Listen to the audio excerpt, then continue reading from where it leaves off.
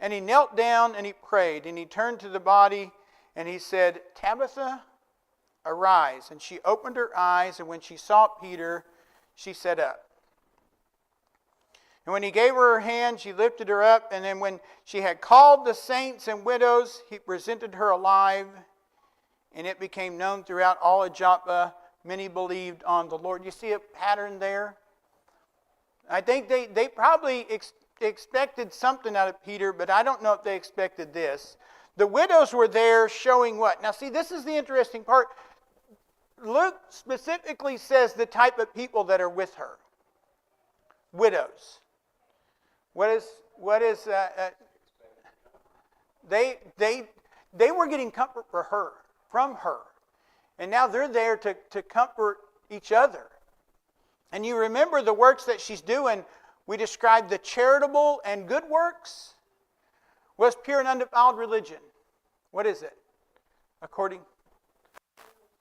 Take care of the widows and orphans. And that's what she was doing. She was working out the pure and undefiled religion of helping the widows by doing what? Giving them what they needed. Now, was she lavishing them with money and all kinds of good things? No, she was giving them what they needed. They needed clothes. And I think that's the key when Jesus talks about, the judgment and the right and the left. And what is it that he basically needed in each one of those accounts? Food, clothing, visiting. Doing the simplest of things that Jesus said to those on the right. When I was sick, you were there. When I was hungry, you fed me. And the example that Dorcas gives us is that the works of charity and good works is the simplest things to do. It don't take a lot, guys. It is the simplest things to do. That's what Jesus understood that. He taught it to Peter and the rest of the apostles. He teaches it to us today. We don't have to have great titles. We don't have to have great, responsibility. Just do the good things, the simple things. And it's a great opportunity for us to encourage people and these are the people that Jesus sought. Those who were widows, those who were orphans, those who were struggling with life. And so Peter, when he comes to Dorcas and he sees these ladies who have been with her and all that she had done, what are some things that she was doing?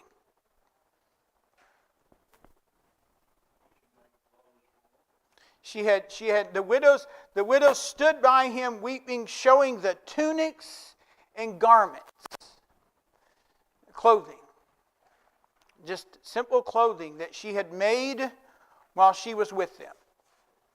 And so she was providing just the simplest of necessities to those who were in need. Now that's probably a little bit different for us today, right? I mean, you can go find clothes just about anywhere for a little or nothing. But she was, that time they made a lot of their clothes. You ever got anything from your grandmother that she made? Yeah, I have a blanket that my grandmother made each one of us kids. It's the baby blanket, right? And it's very important, and I cherish that. And I think about those kind of things, and just giving something so simple meant so much to these women. So much to them, so much so that they were not leaving until they saw her again. And Peter made sure of that, right? He said, Tabitha, arise and open your eyes. And obviously she was gone. And he through the Spirit brought her back. And when she saw Peter, she sat up.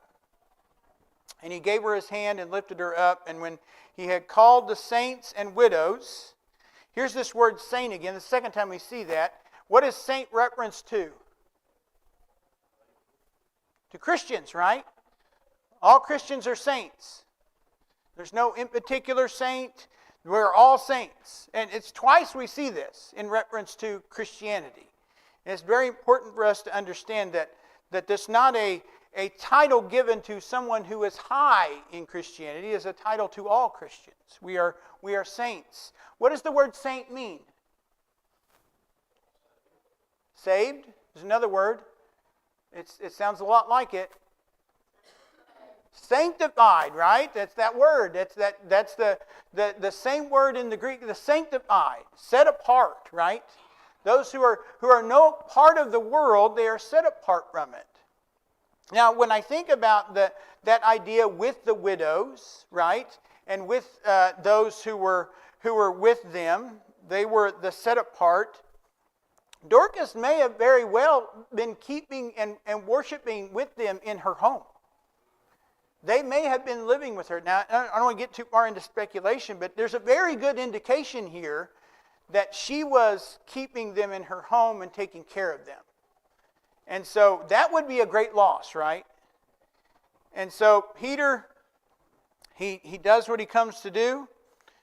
And it became known in all of Joppa, and many, what happened as a result of that? Many believed on the Lord. Pattern, right? They just continue to believe. And so it was that he stayed many days in Joppa with Simon, a tanner. And so Peter's not going to go anywhere for a reason, right? We know that. We'll get into Cornelius in the next lesson, but I want to go back and kind of elaborate Peter's work. And it's really, I think there's probably, about 6 weeks that Peter's working through all of this and doing the things that he's doing. But I think we can see a couple of different lessons out of what Peter's doing in correlation with what it would probably be simple for all of us to do as well. And that is the simple things. You know, look to those who have need. I mean, that's not unreasonable to ask. It may be hard for us to see.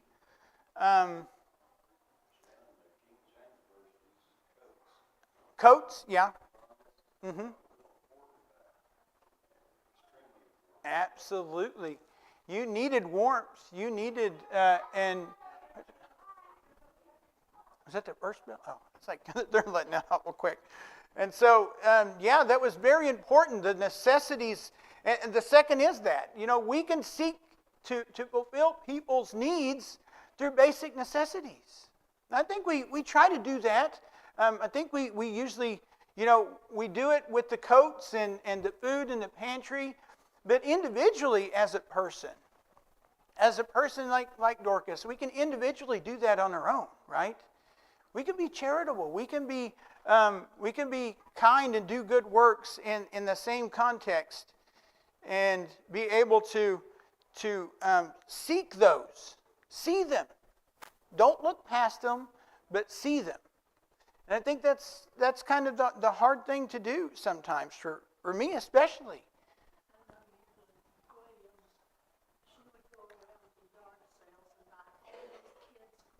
Right. And what she did with them, she took them when she went back to Texas in the winter. Mm-hmm. Taking to those kids. Right. Nothing. Yeah. And we did that last year. We sent a bunch of coats. Where did those go, Jerry? Ukraine, wasn't it? Yeah. I mean, and those kind of things like that are pretty simple to do. And we shouldn't overlook the simple things. And it should be something that's always ready and seen in our minds, right? See a need, fill a need. I don't know where they came from. They came from a cartoon movie, Robots. And, but it makes sense, doesn't it? It's pretty simple. You see a need, fill a need. And I've met people who do that very well. I've met people I work with who do that very well. And, to me, I kind of put myself to shame when I think about it. I think about what these people do. And some of them aren't even Christians. Some of them, they do better than me, and they're not even Christians. And that, to me, is an eye-opener sometimes. And I sure appreciate those who do that. And I think there's plenty who do, but we don't want to overlook those easy things to do for Christians, right? Jesus, I mean, he was that example that Peter continues to follow after. And so we should too. Any comments or questions before we end class? It seems to be the basic thing that Jesus did in all in his teaching. He went for the need Mm-hmm. because if people are hungry, they're not going to be receptive to Right. anything you have to say when they're Bellies are growling, right? And that's pretty basic. I know I keep saying that, but if you can show people that you care, that's that thing, right? You show that you care about them in those kind of ways. We can encourage them to be receptive. All right, thank you for your time. We'll look at Cornelius next week.